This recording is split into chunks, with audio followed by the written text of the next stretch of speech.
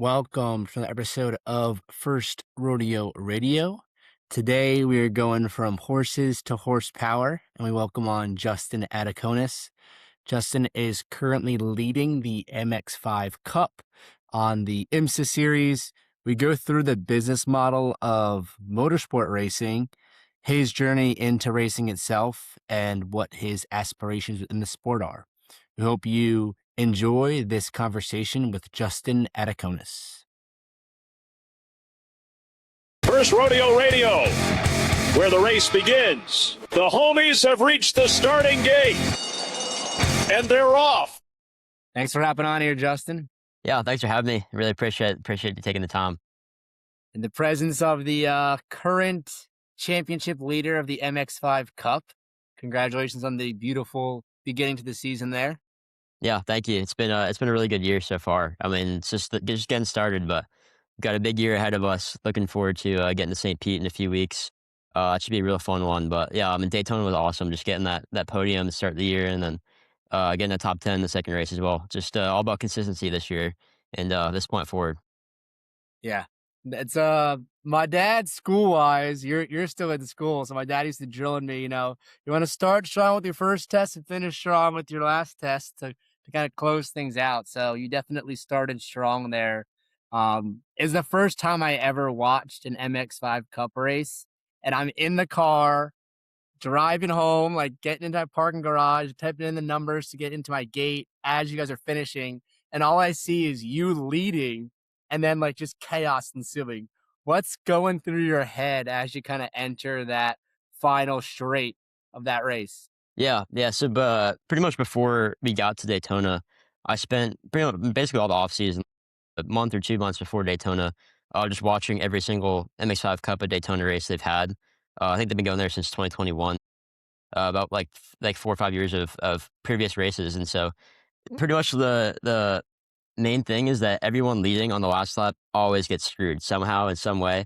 And I kind of analyzed how they get screwed and like how they mess up and what they do wrong. And so the number one thing I saw is that they'll come out of turn seven, the Le Mans chicane, and get on like that final straightaway, and they'll just have too big of a gap, and then the cars behind them they'll push together and drive around the outside of them. And so that was one thing that I was thinking about the same at the time I was in the car is I'm leading. It's not where I wanted to be. I didn't want to lead at the last lap, but it just kind of turned out that I was in the right spot at the right time to get to the lead. So just coming off the Mans chicane, I was like, I'm just gonna back it up as much as I can. I think if you look at the data, I think it was probably 15 miles an hour slower that lap through there than I was the lap before. But just trying to park it and get that push off the corner. And luckily, I had Weston behind me. Weston and I actually used to be roommates in our freshman year of college here. So him and I are pretty chill. So he was able to push me through that first part, which is always the hardest part. That's where you normally get driven around if you are going to get driven around. And then we came off of NASCAR 4, and at that point, it's just about blocking. No one's going to really formulate a huge run. It's just making sure you block the right lanes. And so I was just kind of staring in my mirror the whole time, just making sure no one's doing anything. Saw Weston try to pop and went up the track to block him. And then I thought it was good. I thought I had it after there because I thought he was going to be a number one threat because him and Noah, who was behind him at the time, they're both teammates. So I figured, Weston's going to go and then Noah's going to follow him. So if I could block Weston, I'm good. But Noah unfortunately got to my inside there at the end and just drove right around me on the bottom. But I mean, it's all you can do. Leading at the last lap of Daytona, that's about as good as you can do, getting second. So I was really happy with that one. I think all the team they were very happy with it. So I mean, it's just a great way to start the year. Yeah, it's fascinating. Never even like considered like race dynamics from that perspective. I would consider myself a very, very novice motorsport fan. My roommates in college, Charles and Will, got me really, really big into F1. So I know a little bit, but the whole IMSA series, I'm like Googling what it all means and all the different series. And we'll definitely talk in this conversation, the comparison between like horse racing and motorsport. But that's fascinating, the fact that, it's like the trend, we talk about it in horse racing sometimes where it's like, there's certain track biases where, some days, like, especially like a racetrack like Aqueduct, you want to be on the lead. If you're not, you're kind of struggling, or other days you really don't want to be in the lead and they go really slow early. So it's 15-mile-per-hour difference. So that is a crazy, crazy delta. Yeah, yeah. I mean, it's pretty much all just about the draft, especially in at Daytona where you got all the long straightaways and stuff in our cars. So just being able to know how to work that draft and position your car, I'm sure it's similar to horse racing where you want to, put your horse where you save enough energy for that last little sprint to the finish. Kind of, it's similar stuff in at Daytona with us, just knowing where to be. And I think everyone always says the best spot to be at Daytona last stop's like fifth, just because you typically get that run to the line off the draft and everything. Yeah, I mean, it was just crazy that I was able to hold that second place because you normally never do that. You never see that at Daytona, so that was really exciting. Yeah. I think it's so here's the way I understand MX-5 Cup, and correct me if I'm wrong. I don't mean to offend you if I'm saying it incorrectly, but the way I would liken it is so there's multiple different like series within IMSA. So like IMSA is basically another version of like a NASCAR or an Indy series in terms of like North American racing. There's like different series within IMSA. And like the WeatherTech and Sports Car Championship, is Yep. that right? Yeah, that's right. That's kind of like the quote unquote like major league. That's like the MLB, and like the MX-5 Cup's kind of like AAA, double A. You're a professional baseball player, professional race car driver. That's kind of working his way up the ranks towards that ultimate like endurance championship series. Is that right? Yeah, yeah, that's about right. It's kind of the way that it's formatted. It's a lot more confusing than F1. It's make it straightforward. You just got F1, F2, F3. But we've kind of got a different ladder where you've got you got the WeatherTech series, and then pretty much right below it is the Michelin Pilot series, which is GT4 cars and TCR cars, so slightly lower horsepower than the WeatherTech series. And they're about 4 hour, 2 hour races, I think. It depends on the weekend, but they're normally 2 to 4 hours. And then below that, you've kind of got some single make series. You've also got VP Challenge, which is a little bit lower down, but you've got some single make stuff like you got um, Porsche series, their single make series, and then you've got MX-5 Cup, obviously, and then some other things like Lamborghini Super Trofeo. They've got an IMSA series, so there's a bunch of different options in IMSA, and everyone kind of has a different approach to the ladder. And there's no real right answer to like you got to go MX-5 Cup, you got to go Porsche, you got to go Michelin Pilot. It's kind of like whatever comes up, and whatever you want to specialize in. Like I think a lot of people say that people that come from MX-5 Cup racing are some that have some of the best racecraft when they get to the highest level, and have some of the best consistency just because they're used to driving that low horsepower car with the close racing. And then you've got other guys that drive Super Trofeo, and so they've got a bunch of years running high horsepower, high downforce stuff when they get to that WeatherTech level. So it's kind of a nice mix of you can choose what skills you want to work on, but also working at different price points and working at different cars and manufacturers and stuff. So they really have a nice program there with IMSA. It does get a little confusing. I've had to explain the ladder to a bunch of different people, but yeah, they've got something for everyone pretty much, and not even just for people that are aspiring to be pro racers. You've got people that are maybe they're older and they just want to go race for fun, and they want to race a Porsche and just because they want to race Porsche. So it's like you've really got something for everyone in IMSA. And that's why I like it, just because it's just so unique to compared to other stuff where, you've got like NASCAR, you've got Cup Series, you've got a Rally Series and trucks, and then F1, you got F1, F2, F3. So it's really a lot more diverse in IMSA in terms of what you can race. Yeah. And it's interesting, like comparison between horse racing is kind of always what I compare everything to in life. And I think it's very obvious. The goal of my car is faster, my driving is faster, or my horse is faster is obviously very similar. But then horse racing, it's a little bit different because you could have, I guess it's the same as motorsport where, you know, like at Daytona, you'll have NASCAR will run there, a bunch of different IMSA series will run there, and similar in horse racing where you'll have, the Kentucky Derby is obviously like the cream of the crop, but you'll have allowance level racing, allowance optional claiming level racing. You'll have maiden racing, so like non-winners. You'll have like maiden claimers. So like there's different levels within horse racing too.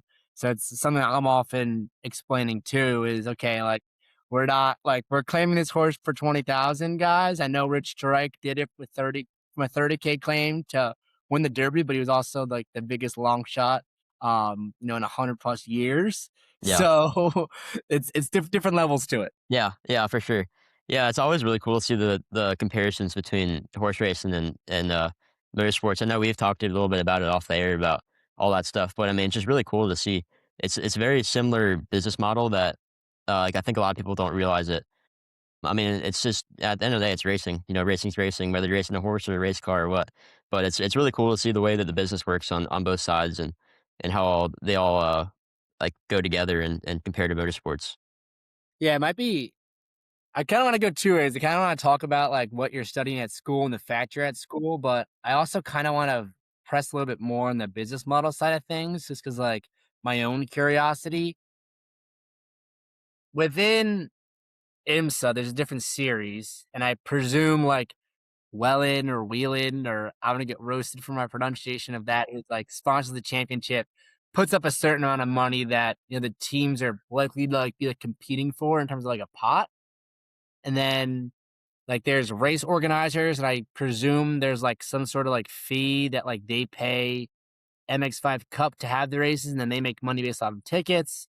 And then to really drill down, probably what you know the most is okay, economics of a driver is like terms like what you kind of need to do, as well as like how the team makes money. And it's your team is McCumbee McAleer Becoming Racing. that clear. I Yep. botched that. Yeah.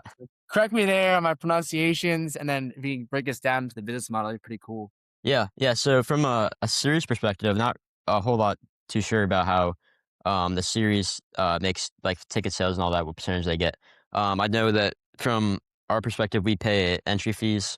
And then we get, we buy tires from Michelin and all that stuff. So you always have your expenses of you're spending money on ace in the series. I think it's about actually I don't know what the entry fee is these days, but it's a couple $1,000s entry fee just to go in the race, and that covers like your spot on the grid and all that. And then the teams charge a fee to the drivers. So pretty much you've got the team's kind of the center of all the business stuff.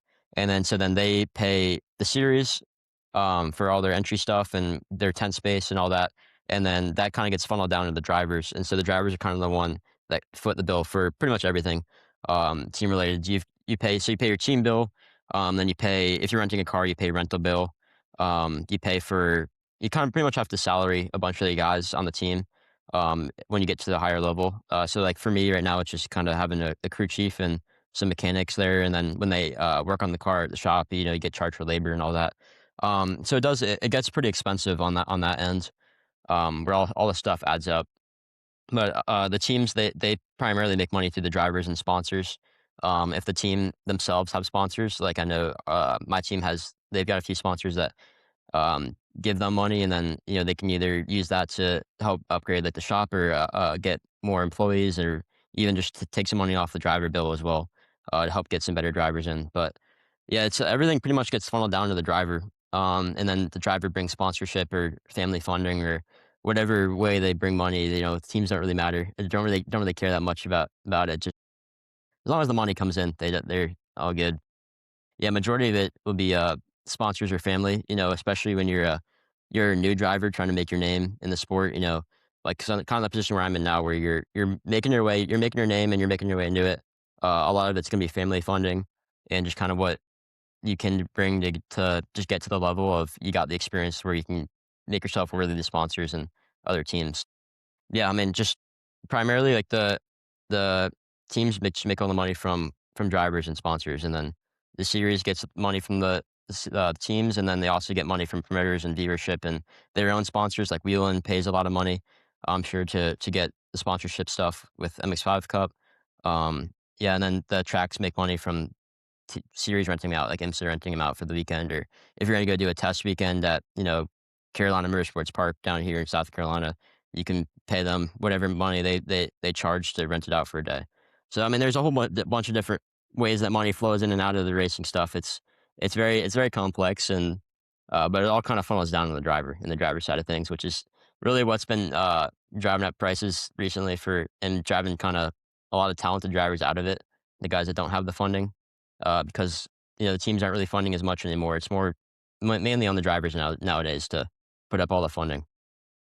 It's interesting. Maybe is that, like, for all of IMSA, or is that, like, if you get to, like, the higher levels, like, are the drivers then, salaried, or how does that all kinda play out? Yeah, it really depends on the level that you're at. Definitely in the MX-5 Cup level, it's majority of it is drivers bringing, like, funding. The sponsors are family fund majority of it at this level is family funding. Whether, your dad's got a big company or your dad's best friend, your dad's fraternity brother or something, like, your mom's friend or whatever, they're the ones that, would bring the funding, to the table. The higher up you go, obviously the bigger of a chance you have to get sponsorship just because more viewership, more recognition in the series, whatnot. But then, when you get up to like the WeatherTech series, for example, you've kind of got three or four different kinds of drivers. You've got your gentleman driver, which is typically, older drivers that are racing for fun. They're the ones that typically fund majority of the stuff. So when you look at like a WeatherTech team and they've typically got about three drivers per team. And so you typically have a gentleman driver, and then either you have like two pro drivers or you have like a decent driver and then a pro driver. And then they kind of bring different levels of funding each, where typically it's the gentleman driver is the one that pays the pro driver. And then if you have like a decent pro, like a lower level pro that's trying to make his name, they'll pay a percentage as well. And then if you're a pro, you typically get funding, but it's different than NASCAR and F1 where you don't really get the funding directly from the teams necessarily. A lot of it is either from the manufacturers directly or from the gentleman driver. Kind of how the business model works in IMSA and sports car racing right now is you'll race as a pro. Like I'll be a pro driver and I'll put my name out there and I'll be like I want to go race WeatherTech, and then you'll try to find like a client where you'll coach them. So you find like this gentleman driver that he's racing club racing down in like Arizona or something, and you go up, you approach him, and you're like, hey, I heard you want to go WeatherTech racing in GTD. Um, let's work something out. And so typically you'll be like their driver coach. So like they'll fly you out to wherever they're at. When it's not a race weekend, and they'll pay you to coach them for the majority of the year, and then you'll kind of be their salaried guy as a coach for the year. And so then they'll bring you out to WeatherTech races or whatever race they want to race, and you'll be their co-driver, and they'll cover your expenses to race, and you might make a little bit of money on the end of that deal. So it's a little bit different than NASCAR and Formula One and IndyCar and these kind of things, because majority of the money that you make is from like clients and not from teams directly and sponsors directly. Obviously we get to the WeatherTech level and you get to like hypercar and that kind of stuff where it's like the highest level of sports car racing. That's the point where you get factory drivers who get brought in by manufacturers, like brought in by Cadillac or brought in by BMW to be like factory drivers to get salaried from the teams. But if you're racing, GTD, or even you're racing like GT4 or something, like you typically find your funding from clients that you have. It's very interesting. So, like, the stickers on your car, they're like, is that revenue the teams bring in, or like, I guess, like, what sort of, if you were to like get outside funding outside of like, family funding, like, what would that typically look like? Would that be like Instagram posts, like social media? Would it be like physical, like placements on the car, on your helmet? Break that down for me a little bit. Yeah. Yeah. So typically, I mean, um, if you get outside funding, it's the thing that people have been saying the last few years is that the logo placement on the car is only worth about $20 at the end of the day. And so it's like it all depends what the sponsor wants, because every sponsor's gonna be different. Like every brand's different. Obviously, they've all got different goals. You've got some brands that they're like, yeah, post this on social media. If you got, like if you got like 100,000 followers, like post this on social media, shout us out, use our products. Those are typically like lower level sponsors. They're not really bringing in like, like six figures to a deal. The ones that are bringing in the higher amounts of money, they typically like to have experiences to get ROI in some other form. Ones that I've heard of a lot is they'll sponsor the driver, and then the driver will give them, 5 tickets to a race weekend, and they'll come out and they'll bring potential investors or potential clients for their company, to make it a fun weekend with the sponsor, and then that way that their company's potential investors are like, dude, that's really cool. Like, thanks for taking me out. I want to invest in your company now. And so now they make money on the back end of that deal, that they sponsor a race car, they get a cool experience, and now they get new clients. And so it's stuff like that that kind of they're able to promote different ROI. Because I mean, at the end of the day, like having a sticker in a race car that's going 150 miles an hour, no one's going to be able to see that well. So it's all about finding other ways to make it work and get creative with it. But yeah, I mean, every sponsor is different.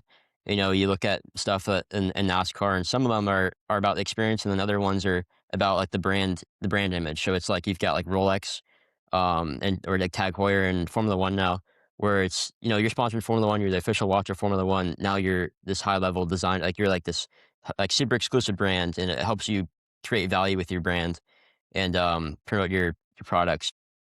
It really just depends what the sponsor wants at the end of the day. I mean, everyone's different. They all want different things.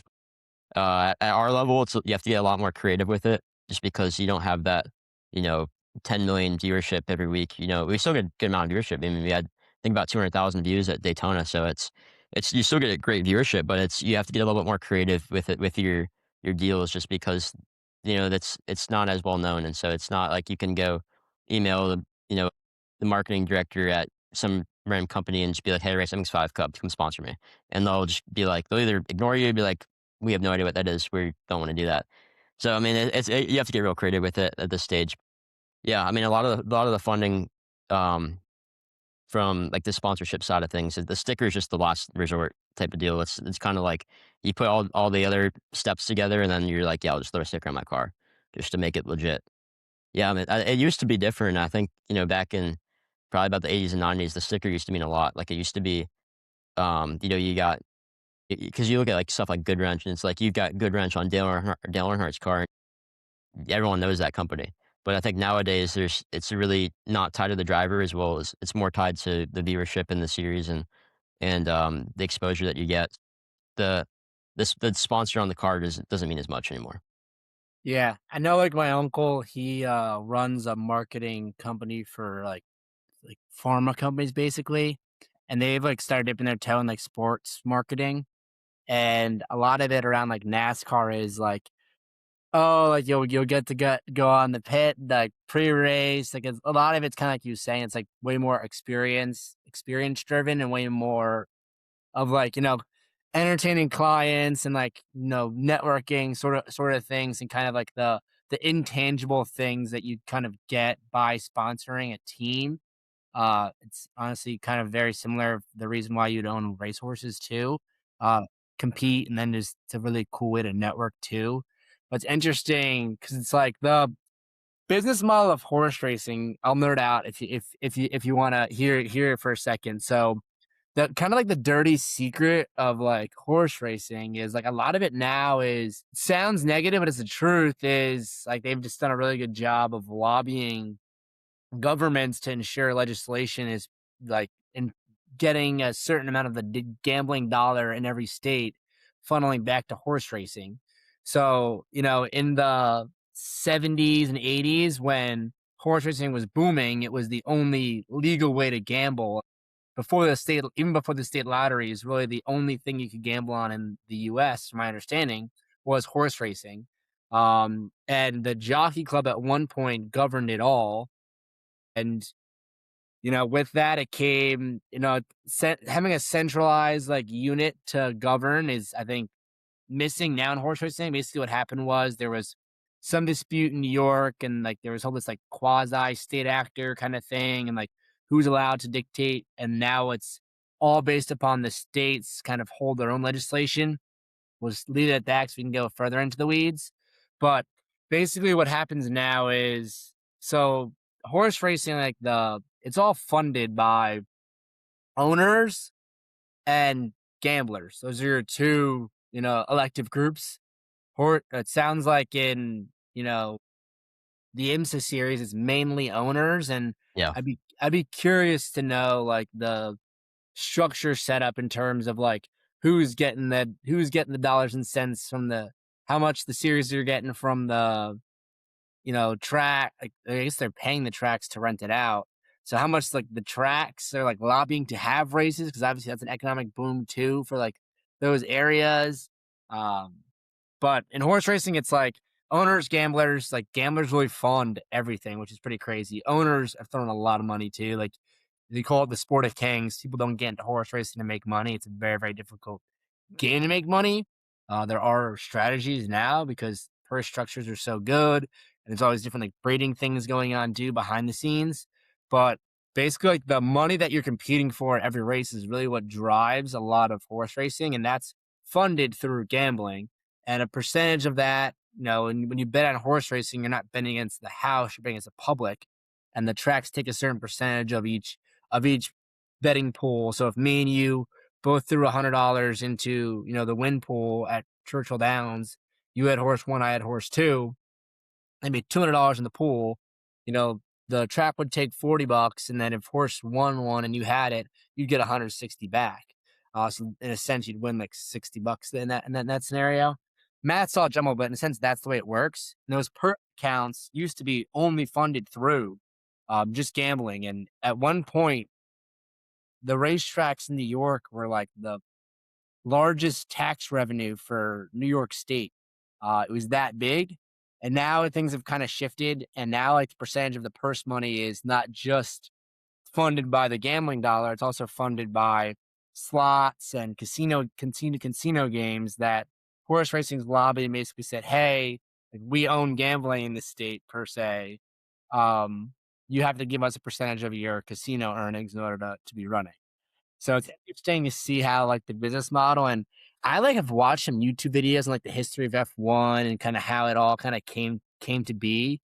So it's interesting to see the different models play out. Yeah. Yeah, I mean, I knew horse race or horse betting was huge. I didn't know it funded about that much of it.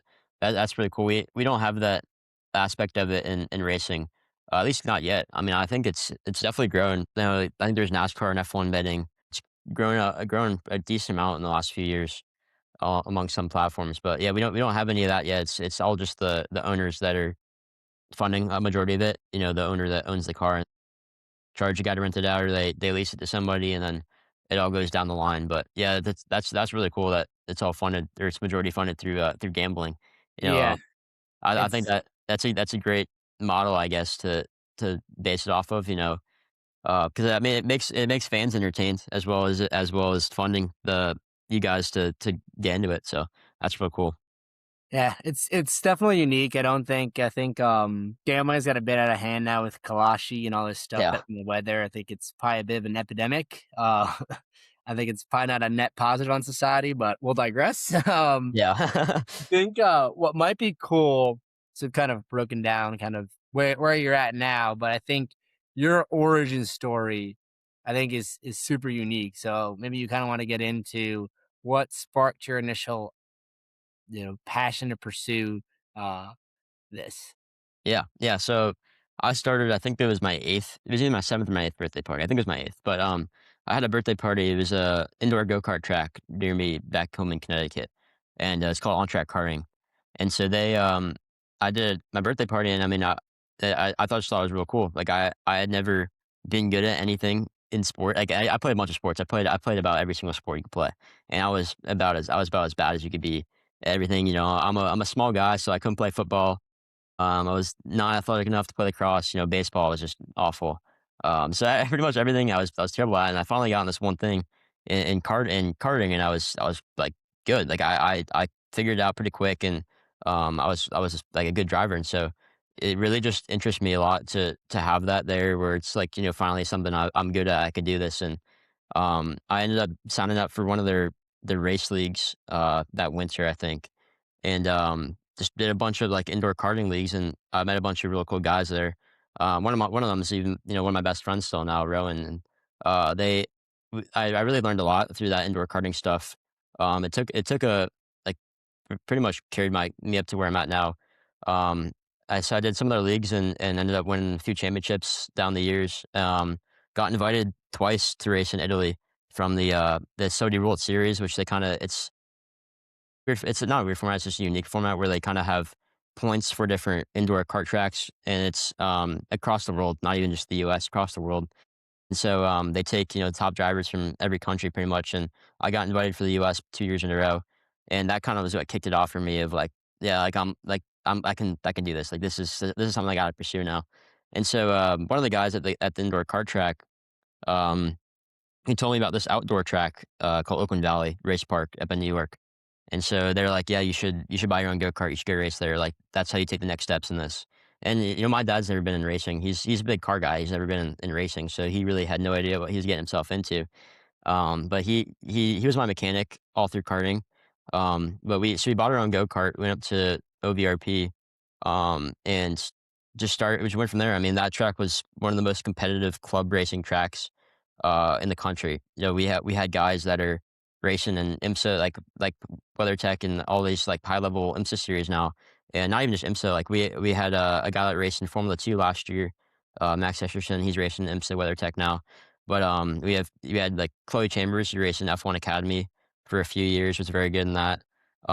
There's a bunch of guys that are legit pro racers now. They were at this little like go-kart track in the middle of New York Stadium, and it was pretty cool to have that growing up.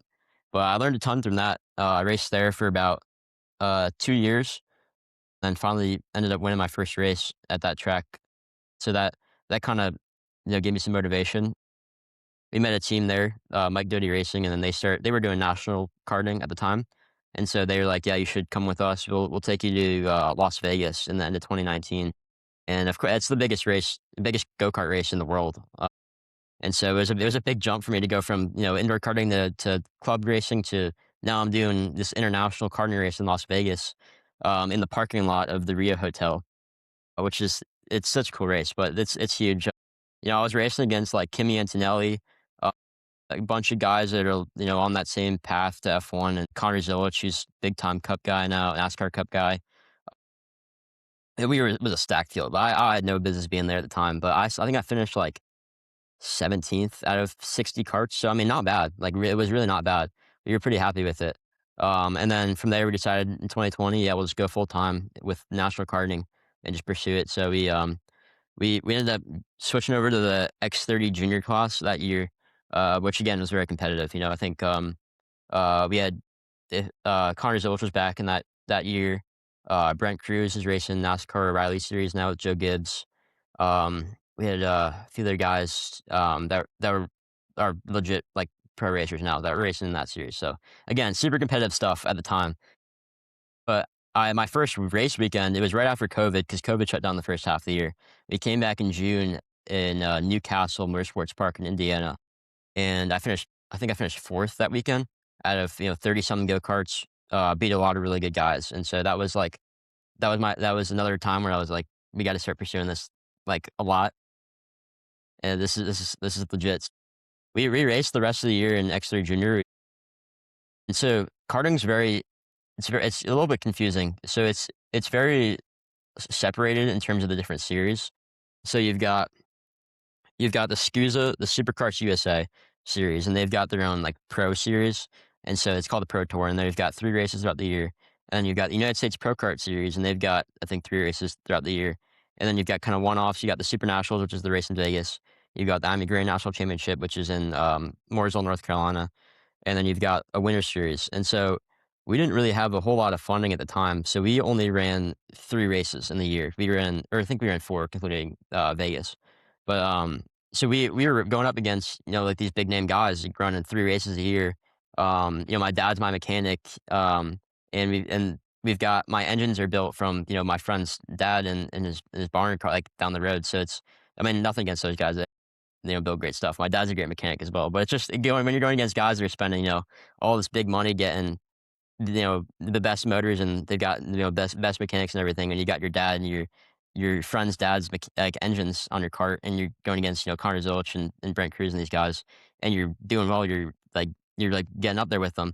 It was very encouraging. So we ran 4 races that year, 4 or 5 races I think, and ended up finishing fifth I think in the championship at the end of the year, which was that was pretty solid. So we came back in 2021. Planned a few more races that year. Did some more like testing throughout the year as well, just to stay active. And we came that year. We had a really good year that year. I think we finished fifth again in the championship, but I had 3 podiums throughout the year. Almost won the national championship, the IMA Grand National Championship. I was leading and then got passed with a few laps to go and just couldn't hold on to it. But I think I finished second there. They went to Vegas at the end of the year, racing against a bunch of good guys as well. Same deal as before. I think we had Max Garcia, who's in Indy next. Jeremy Fletcher, who's my MX-5 Cup teammate now. Just a couple other good guys in there. I ended up starting on the pole for that one and finishing third, which that was really cool. That's international karting race. Like, that's as good as it gets up there. So 2022, we we went switched up to like senior karting, which was pro karting. Uh, that's what they consider it's it's X30 Pro is the category. And same deal, just ran really good. But no, I just never really had many opportunities to do much more than what we were doing at the time. We didn't have a whole lot of funding, and no one was really coming in to save the day with big check to sign to us. So I was kind of losing hope at that point that I was gonna make this thing legit. You know, we we had a couple bad races that year. It was my first year in pro racing and then pro karting, so I was expected. And then all of a sudden we went to Trackhouse Motorplex up in Mooresville for the national championship, and I led half the race, lost the lead in the last lap, but that was like the turning point for my career. I would say that one race, 2022 Miami Grand Nationals, that was what changed a lot for me. And that whole year I was kind of like, this might be my last year racing ever. Like I was about ready to end the year and pack it up and be done and move on with my life. But that changed a lot for me. That gave me a lot of confidence in myself. That I knew like I knew what I was capable of at that point. We went back to Vegas at the end of the year, as we always do, and I think I qualified fourth of 92 carts. Beat guys that are racing on F2, F3 now, like a bunch of these good guys again. And so that was it when my dad and I are like, yeah, we're gonna pursue this. And so that year is when I got involved with a lot of the Mazda stuff. They've got the Mazda shootout program. So they take a bunch of people from karting, and so they put them in the scholarship shootout thing, and it's for the Spec MX-5 series. So they take about 60 guys from karting, guys and girls, and they tell them, make a 10-minute video to say why you should be chosen. Like, what are you like? Explain your business side of it. Explain how you're gonna make this profitable. All this stuff. And, I worked real hard on it, but, I didn't know a whole lot at the time. I wasn't involved in it a lot, so I didn't get chosen for the scholarship that year. It really hurt me because that was another point where I was like, I don't know if I'm able to do this because we didn't have a lot of funding. So then we went back to 2023, we only ran 2 races the entire year, the national championship, and we ran, Vegas. Um, I finished 4th in the national championship, and then I think I crashed out of Vegas or something like that. I had some issue there. And then I got chosen to actually go and compete for the scholarship that year. So I made it there, and that's um, I think I didn't end up getting the scholarship, but I came real close. We started showing good progress there. So then 2024, we were like, screw it, let's just go race. Let's go race a car. I called up my buddy now, Sam Paley. I said he was running the team, TKG Motorsports, and I was like, I was just like, I want to go race. Just get me a car. Let's go race. And so it was their first year as a team in Spec MX-5. It was my first year in a race car. And I ended up winning the national championship, won like 5, 6 races, I think. In a row, So I think I was like, didn't I already rip them off in a row, maybe? yeah, 5 in a row. Yeah, five of them. I just got hot in the middle of the year and just won 5 in a row. And so that was it. I mean, at that point, I was like, yeah, we're going. This is it. This is happening. So that was real cool. That was one of the like definitely the highlight of my career so far. I mean, that was just one of the best moments. You just have so much confidence in yourself to the point where you show up to the track every week and you're like, yeah, I'm winning this weekend. Like I'm winning this. Like there's no way I'm not winning this. And so just to have that confidence in yourself, it just is a different level. Like that's kind of I've always preached on myself is just have that confidence when you show up to the track. Like if you're not showing up to the track knowing you have a shot to win, you're not showing up to the track at all. So it definitely helped me mentally to get to that point because I had a few rough years years prior that I wasn't sure if I'd be able to make it, so that helped, and then, got brought out to the scholarship shootout again that year, this time for the MX-5 Cup scholarship, and then I fell short again with the scholarship, I didn't end up getting chosen, which really hurt.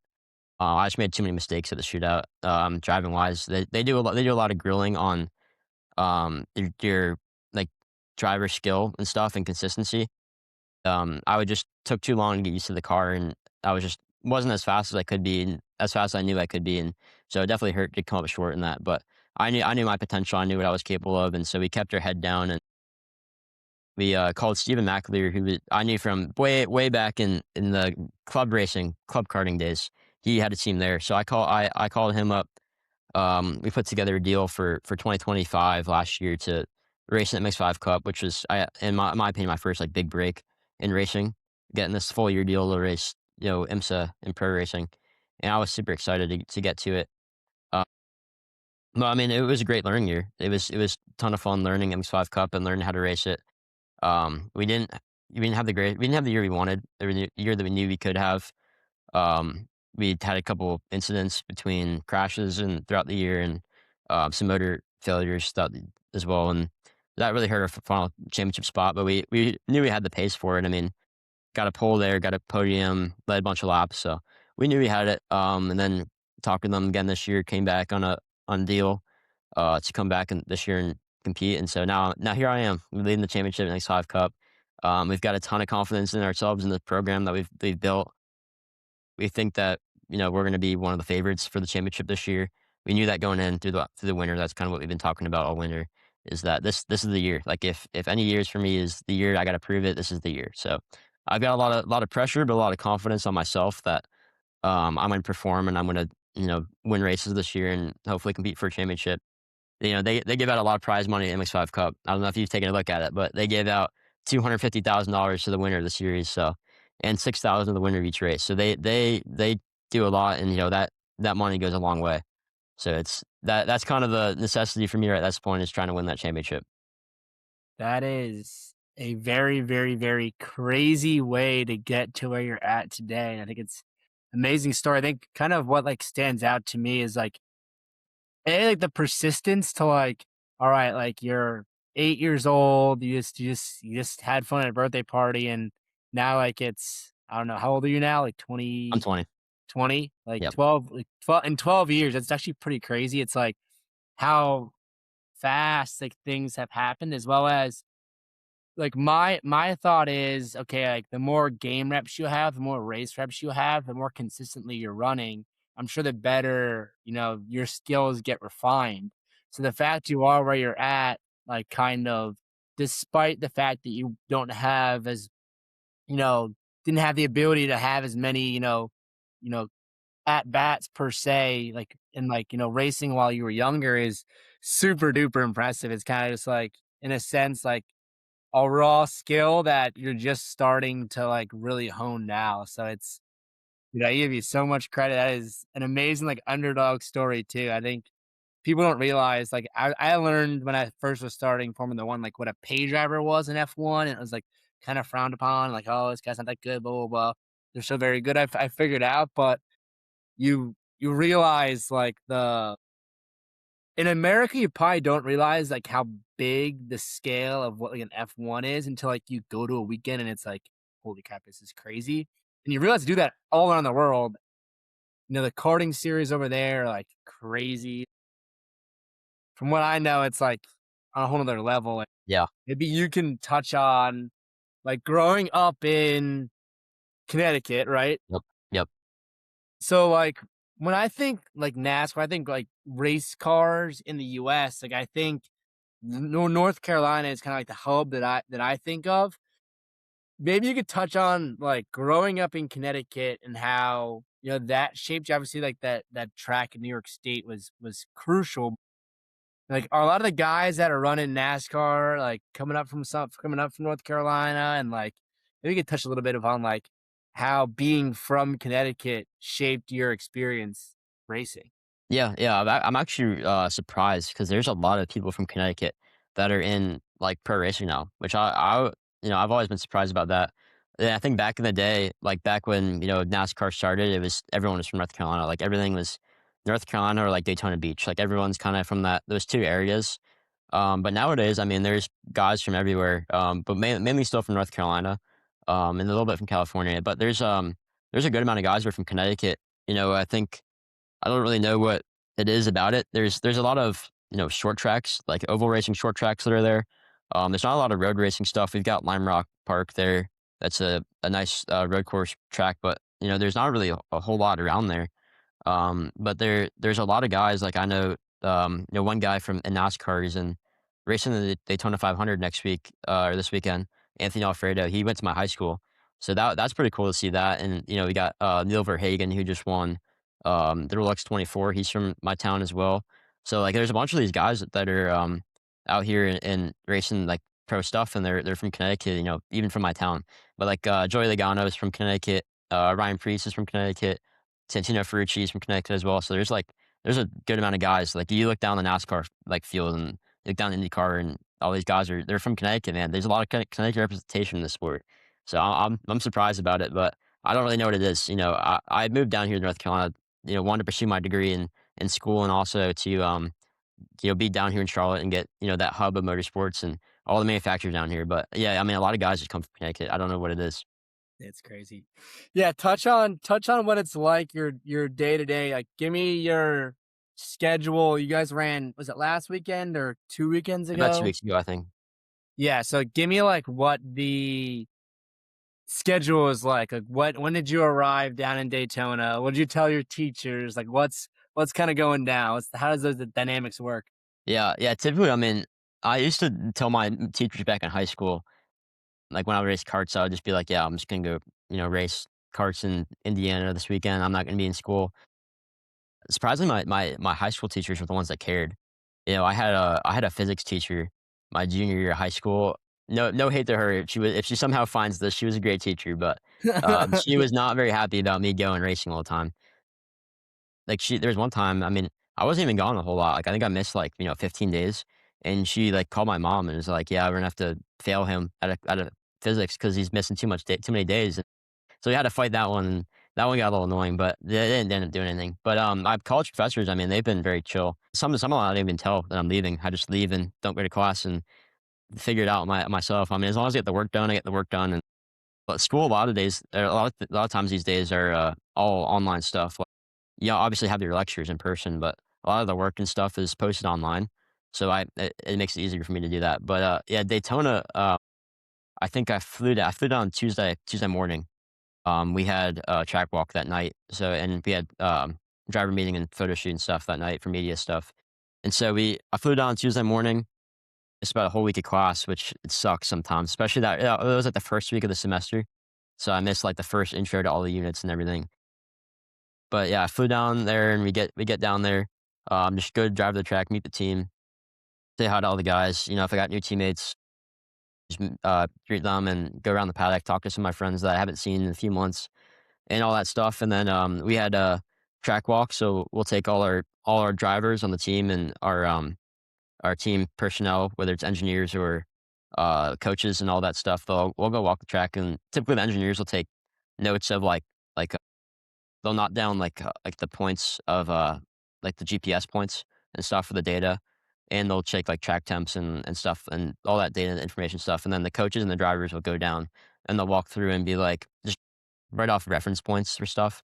Like you see this pole right here, this is where you should be looking when you start braking, or like you should look for this, crack in the road, which is they're hard to see, but they're good references to have when you're driving. But you not jot down stuff like that. Yeah, and then we'll have after we're done with that, we'll go to drivers meeting, which typically the drivers meeting time changes, race to race. But in Daytona we had it, I think it's Tuesday afternoon, and we'll go there and they'll just tell us what not to do through the weekend. Be like, yeah, just don't hit each other. We got these new rules in place. We're doing this format. Just don't be stupid this weekend. All that kind of stuff. And then we'll do we had a media shoot. So they put our shoots on and they do a shoot for the year for the series. And then Wednesday we're on track. I think we had 2 practices on Wednesday, and then Thursday race, qualifying race, and then Friday race. So race weeks get real busy a lot of the time. You look at the schedule and you've got like these like 2-hour gaps between like stuff. You're like, oh, I'll have a lot of time. I'll go chill in the trailer for a couple hours, and then you actually come to it and you've got all these different things. Yeah, people to talk to, people to like run on the track trying to go find stuff and get data on other series, what they're doing and all that stuff. So it gets really hectic at the track. We have an autograph session somewhere. I think it was Thursday this year, where we'll sit down for an hour and just sign hero cards for fans, which is really cool. I really enjoy it. Some people complain about it they're like, "Yeah, I don't like, talking to people." I love it. I think it's so cool. Maybe I just haven't done it enough to really get tired of it, but I love meeting the fans and signing stuff for them. I think that's one of the best parts about being a race car driver. That's what I've learned. I mean, for me, it's like I can take, 5 seconds out of my day to sign a card. It means nothing to me, but for these kids or these fans, it means a lot to them. So that's something I've been focusing on this year, which I think is pretty cool. Just making time for fans and all that. But yeah, I mean the race weeks get super busy. They're you don't really have time for much. I get home at the hotel at like 9 o'clock, 10 o'clock at night. Then grind out homework, whatever I got that week. Sometimes it's busy, sometimes I don't have anything to do. But if I have a lot to do, like sometimes I'll have like exams to do, like online exams, and I'll have to get home at like 10 o'clock and just like sit down there. I'm like half asleep, just trying to do this exam, stuff like that. But I mean, it's fun. It's a grind. It's a grind, and Can't I really imagine. enjoy it. I can't imagine the, like, adrenaline come down of, like, you just podium in a race, like, your heart's gonna be going a million miles per hour, and then you gotta sit down 2 hours later and try to lock in on the Yeah. exam. Yeah, yeah, it's frustrating sometimes because I mean, it's just like you're just thinking about it like after the race is over, you're like, dang, dude, I just gotta go take this exam at home. Yeah, I think there was one time I was at the track and my teacher was like, "Yeah, you can take it online, but you have to take it during class hours. Like you can't take it." So I was like, I luckily we weren't doing anything on track at that time. So but I literally went and sat in a rental car with my personal hotspot on my phone, like right after a session, doing I think it was a calculus exam. Still in your race suit. Yeah, still my race suit, I have the camera on, like in the rental car, just doing my calculus exam. So it's stuff like that is kind of like it's just different other drivers because I mean a lot of guys don't go to school for that. I wanted to have a backup plan to if racing doesn't work. I started going to school when I really wasn't like too into it. Like I wasn't racing cars at the time, so it made sense at the time. But I mean, it still makes sense for me just to have that degree there to in case something goes wrong with racing and just Yeah. some credibility as well on the business side of things. Like I think if a lot of sponsors see it that I've got a degree and I'm going to school, it's a little bit of a plus for them that maybe I'm a little bit smarter than some of the other guys that don't go to school and all that. But yeah, I mean it's definitely a grind for sure. But that's just part of it. That's part of the game. Yeah, talk a little bit about, like, what you decide to study at school, and then the way I'll phrase it is, I think it'd be cool to kind of, okay, if you had the, like, proverbial, like, magic wand and you could do anything you want, like, you are setting, like, your sights for what your life wants to look like in 10 years, to be 30, like, kind of like, describe kind of what your life will look like at 30. So it's kind of a two-part question, which I know I always ask so many questions every single time I talk to Yeah. somebody, but yeah. Yeah, you're good. Yeah, I mean, I'm studying finance and management information systems at school, which is, what I guess a lot of people and drivers that do end up going to school, they'll do like engineering or something. But I had never really had any interest in it in engineering. I guess my majors don't really correlate too much with racing stuff, but I always liked investing and stocks and numbers and stuff like that. And so I've always wanted to do finance and get that financial aspect of it. I think it does end up helping with racing stuff. Like it helps with budgeting and all that kind of stuff for racing, which is pretty cool. It's nice to have. And then I did the management information systems as a double major. Uh, I think last semester, just to get that computer aspect of it because I like computers and work with software and all that stuff. Excel, big Excel guy. So I just want to get that all down. Yeah, that's what I'm studying. I mean, it's nothing crazy. I mean, I know a lot of guys would have thought I'd do engineering. I get that question a ton. They're like, "Dude, why don't you do engineering? Why don't you do engineering?" I'm just like, I didn't want to. Like, I learned enough about engineering and race cars when I'm at the track, You and probably know like, more about engineering than me, and I studied engineering at school, you know? yeah. Yeah, I mean, I know a whole lot about race cars and how race cars work and how to set up a race car, and it's like, if I went to school for engineering, it's probably what I would have been done anyway, where I just work on race cars. 'Cause I mean, I'm fortunate enough to have my school, UNC Charlotte, they've got a racing program. So they've got, you could get a mechanical engineering degree with a concentration in motorsports. And so it's like you can like basically like come out of school like with a bunch of knowledge on race cars and I think that's unique. I think it's really cool that they've got that program. Yeah, I also help out. We've got a Formula SAE team, so it's kind of Formula SAE is like the students are the ones designing and building race cars for competition every year. There's a big competition out in Michigan, And it's a real cool program for engineers. I help out a little bit on the business side of things, just kind of consulting and helping them with some like real world, knowledge that you can change this up, you can add this, and you can, you know, implement this to help you, be more efficient with your stuff. So I've been helping them with that, and I drive their car as well on the side. So that's real fun. That's great group of guys. But yeah, the school stuff is fun. It definitely adds a unique aspect to my life. A lot more busy than I probably could be, but it's fun. I would definitely do it again if I had the choice of going to school or just focus on racing. I would do it again. I mean, I've learned so much from it, from going to school, like all these technical stuff, and just met some really good people that helped me in my career. And 100%. And then what was that other question part that part you 2, asked? which it was like Yeah, a completely different question, so I'm yeah. sorry for throwing it at you. It's like, in like 10 years, like where do you kind of want to be at? Kind of describe where you're at, what you've accomplished, where you're at, the whole 9 yards. Yeah, so right now it's kind of with MX-5 Cup. I mean, it's kind of like a crossroad for two different things. So a lot of guys they'll go MX-5 Cup into like in GT4, then WeatherTech series and so that stuff. So it's kind of a crossroads. MX-5 Cup has opened up a big path, primarily led by Connor Zilic, who's racing NASCAR Cup now. He opened up this path to go from MX-5 Cup to NASCAR. It's really unique. I mean, I think a lot of people don't really think that they correlate too much, but MX-5 Cup actually is a good, starting point to racing in NASCAR just because you've got all the draft and you've got all the close racing and stuff. You got that door to door aspect to it that it really, I think it really would translate well to go to NASCAR. So I'm kind of at that point in my career where it's like I really got to figure out what I want to do. I'm leaning towards wanting to go the NASCAR route. I think NASCAR is really cool. It's what I grew up watching. I like the door to door racing stuff. I like the close racing. I like all that aspect of it. So I think in 10 years, if everything went right, I had my say and everything, I'd be racing NASCAR Cup and just being in full time Cup Series driver. I think realistically, it's a like big reach to get there. You need a lot of funding, you need a lot of connections and all that stuff. But I think realistically, probably be doing some GT4 racing and some coaching. I think that's a big business model like we talked about earlier. IMSA racing is you've got a bunch of clients that you coach, and I'd probably be doing that full time. I think that's kind of my realistic 10-year track is you become a pro driver racing in IMSA, and then on the side you do a bunch of coaching, and you make a good amount of money doing that. So I think realistically probably doing that. Um, if everything went right, I'd be racing NASCAR Cup in 10 years and have a ton of fun doing that as well.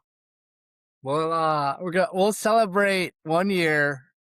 You guys speak into existence. You gotta really believe it. You'll be winning the NASCAR Cup Series. We'll win the Derby, and we'll get together for a little photo shoot.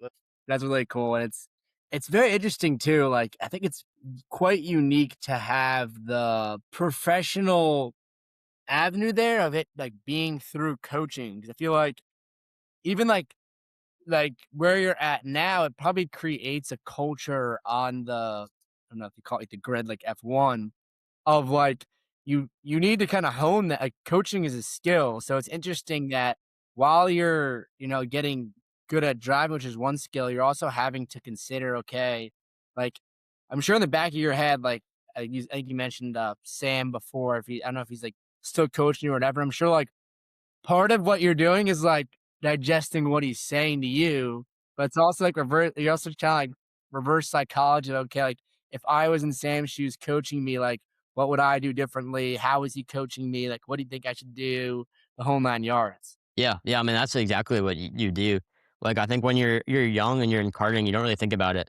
You kind of just absorb all the information you're given, and then when you get to this level that I'm at now, you absorb it, and then you think about how can I apply this, and how can I teach this to somebody that if they have the same thing, how can I like tell them what they're doing wrong, and listen to the ways that my coaches tell me like like they look for like what the stuff they look for and how they tell me what I'm doing wrong and all that stuff that I can apply to coaching. And I've had a few coaching gigs already last year, and just applying some of that stuff that I've been taught.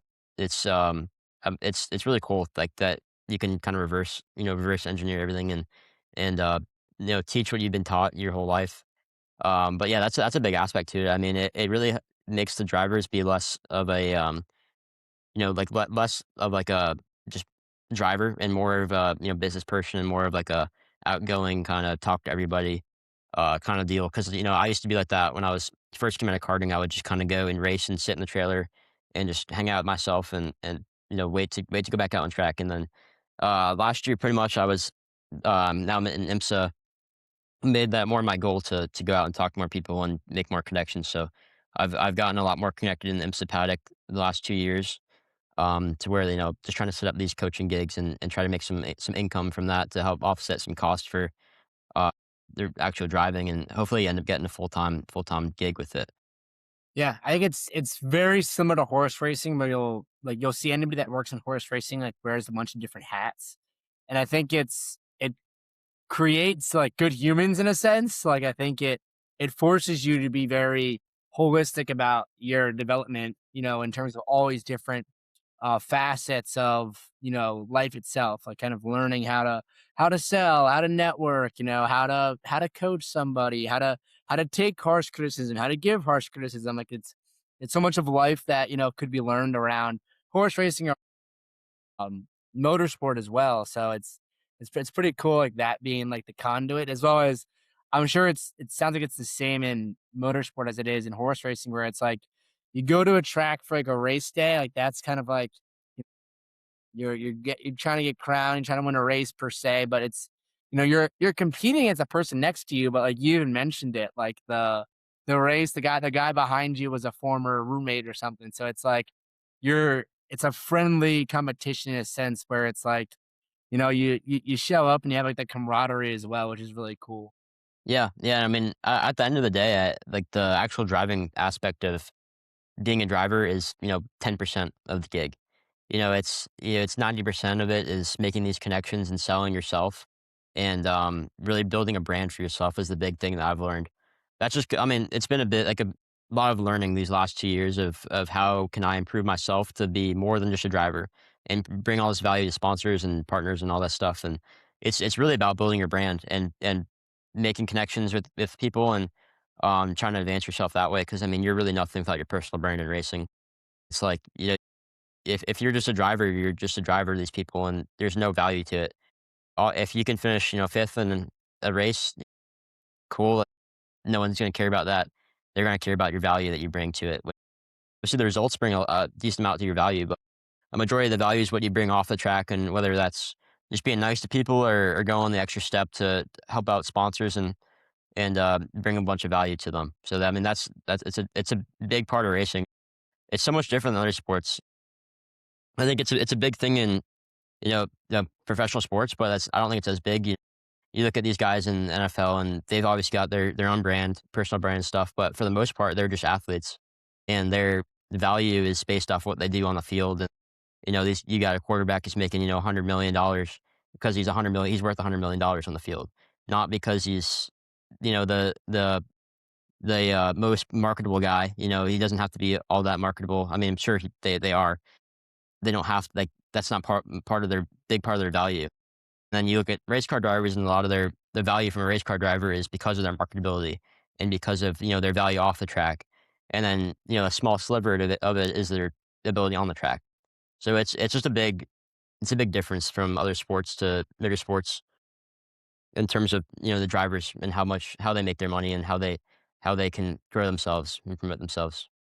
Yeah, I think it's a little bit healthier to think if you're a star athlete from like, you're a five-star recruit in high school, you're a star quarterback, you're the man.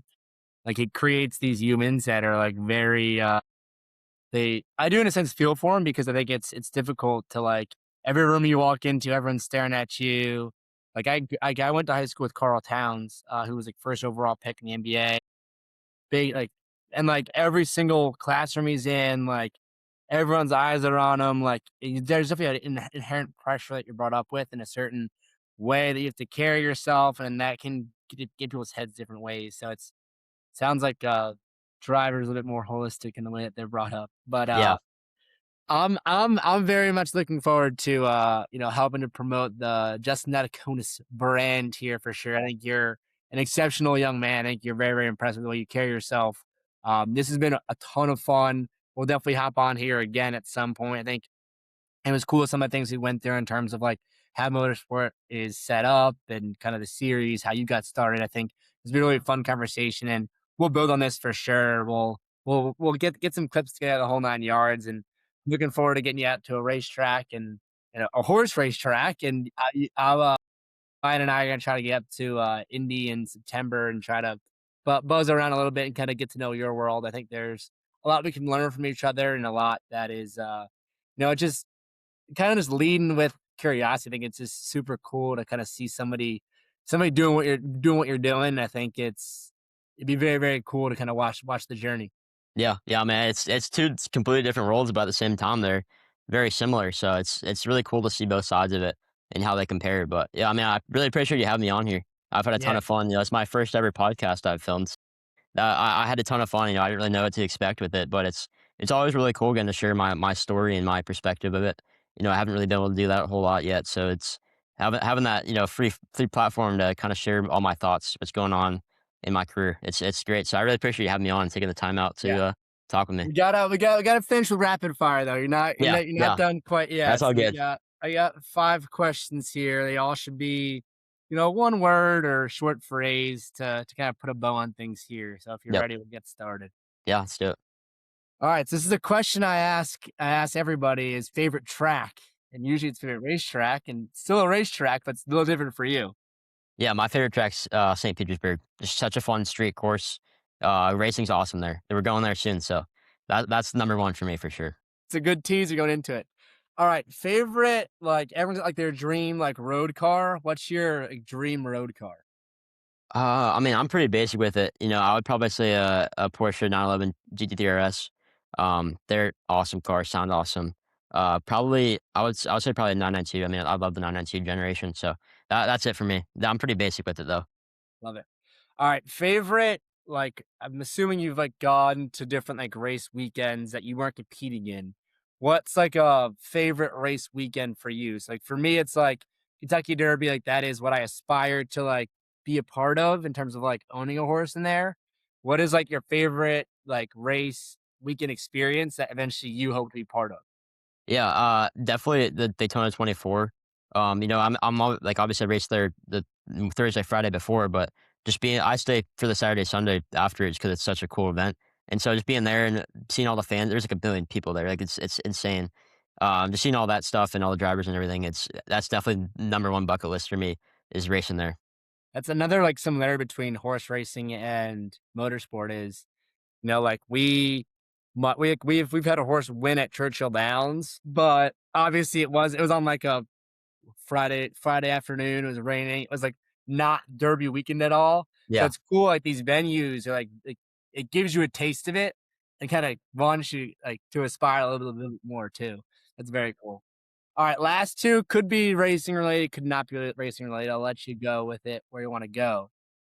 First one is when you hear the word successful, who is the first person you think? Oh, that's a good one. Um, I mean, I would probably say I think I'll go racing related. I would say probably Lewis Hamilton. Honestly, I think he's built a great career for himself. Coming up, he obviously didn't have a whole lot of funding growing up, and he was able just to work really hard and get to where he's at, and then obviously win 7 world championships. Nearly 8, but 7. We'll go with Should 7. be 8. Yeah, should be 8. We'll go with 7 though. But yeah, he to build that career that he had based off the where he was at as a kid. That's straight up success in my opinion. That. All right, last one is you're a young man, but advice to your younger self. Yeah, I mean, I would say just number 1, just believe in yourself. You're gonna have a lot of people tell you a bunch of different things, like, especially in racing. You got all these people online that are gonna tell you you're bad, you don't know what you're doing, you shouldn't be on the track. There are people that'll tell you they out the track themselves will tell you your face to be like you're not good enough. But just if the only one that really matters is yourself, and so if you're there to believe in yourself and you know what you're capable of, that's all that matters at the end of the day. And so I've kind of honed that one in the last few years. It's whenever I'm down on myself, I think I'm doing bad, having a bad weekend, having a bad year, whatnot. It's you just gotta believe in yourself and know that what you're capable of, and that never changes. Love it. Justin, it's been a pleasure. We'll get you on again here soon. Thanks for joining us. Yeah, for sure. I really appreciate it, Matt. I had a ton of fun.